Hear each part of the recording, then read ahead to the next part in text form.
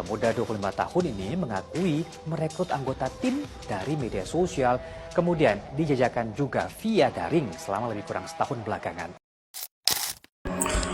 Mereka berpikir dikasih harapan kerja, dikasih tiket keluar dari kemiskinan. Tapi kenyataannya mereka dijual. Karena di lapas sana gue kenal salah seorang pelaku perdagangan wanita. Padahal dia gak kenal sama sekali sama perempuan tersebut. Dan sekarang gue bakal bongkar semuanya, biar lo gak jadi korban karena ketidaktahuan lo.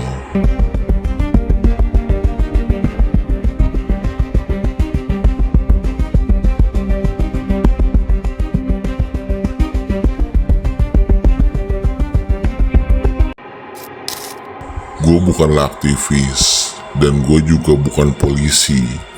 Gue cuman mantan kriminal yang pernah hidup di dunia gelap kriminal. Dan sekarang gue pilih buat bongkar semua kejahatan dan bangun channel ini agar masyarakat gak jadi korban dari ketidaktahuan lu. Modus perdagangan wanita yang paling sering itu ngaku jadi penyalur ataupun supplier pekerja.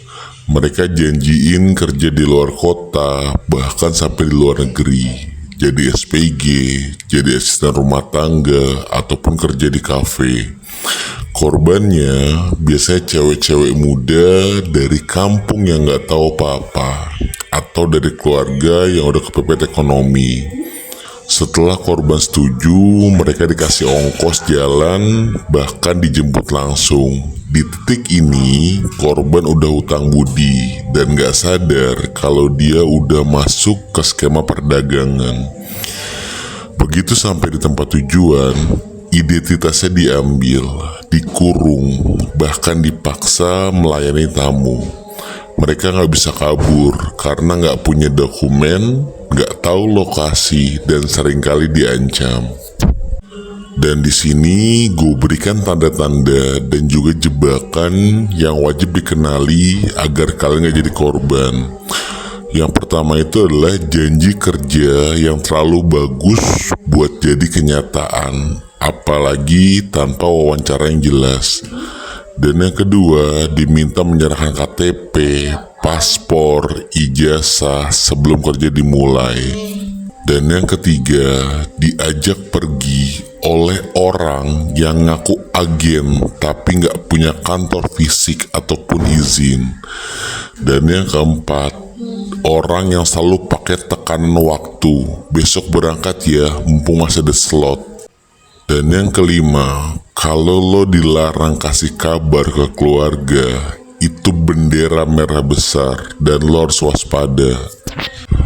Dan sekarang gue berikan tips keamanan yang gak standar, yang bukan cuman kopas dari Google, tapi tips dari mantan pelaku langsung yang gue temuin di lapas sana. Yang pertama yang perlu lakukan adalah di saat lo dapet tawaran kerja, verifikasi lewat banyak sumber.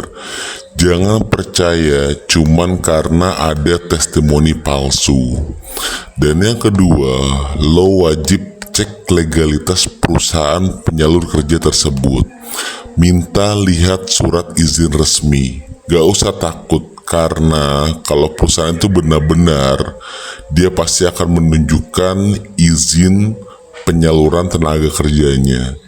Dan yang ketiga, selalu kabarin keluarga dan kasih lokasi yang real time. Jadi di saat lo ada apa-apa, keluarga tahu secara lo kemana dan tahu lo lagi kenapa.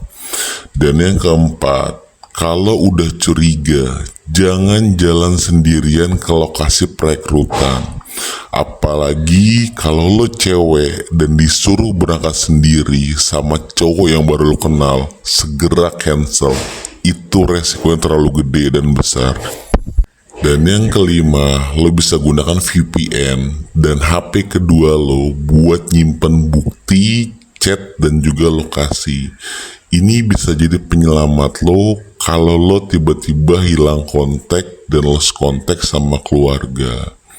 Karena dulu gue sempet diminta sama temen gue buat bantu ngawal cewek-cewek yang katanya mau kerja keluar kota ataupun keluar negeri.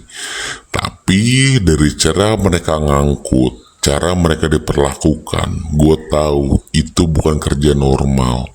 Karena mereka dijemput kayak barang, dikasih kamar sempit, terus dikasih kontrak, gue sempet diem.